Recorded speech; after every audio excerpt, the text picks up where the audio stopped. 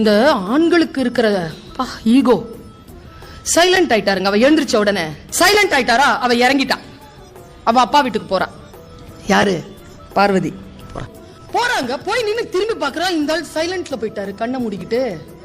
அவளுக்கு இன்னும் கோபம் ஆயிடுச்சு. நேரா போறா, கூப்பிட வரவே இல்ல. சிவன் கோபத்துல ஆடுறா. கூடுது, கூடி கூடி கூடி அவ ஆட்டம் ஆட்டம் ஆட்டம் ஆட்டம் ஆடிக்கிட்டே இருந்த. ஆடுறா பாருங்க. கை அருந்து விழுது, நாக்கு அருந்து விழுது, தலை அருந்து விழுது, வயிறு அருந்து விழுது. அவ ஆடி ஆடி ஆடி உடம்பெல்லாம் அருந்து விழ சூட்சமாவா ஆடிக்கிட்டு இருக்கா. இப்ப வெடிச்சா அண்ட பிரபஞ்சம் எல்லாம் வெடிச்சிரும். உடனே சிவகணங்கள் வந்து சிவன் கிட்ட சொன்னாங்க, யோ உன் பொண்டாட்டி அங்க ஆடிட்டு இருக்கா, உலகமே அழிய போகுது, நீ கம்முன்னு உட்கார்ந்து இருக்கிற, போ போய் பார். சிவபெருமான் எந்திரிக்கிறார், நேரா வர. அங்கதான் அவளுக்கு காளின்னு பேர் வருது. சக்தி அப்படின்றார். அவ திரும்பி அங்க பாக்குறா, ஆடிக்கிட்டு இருக்கா. உச்சம் ஆட்டம்.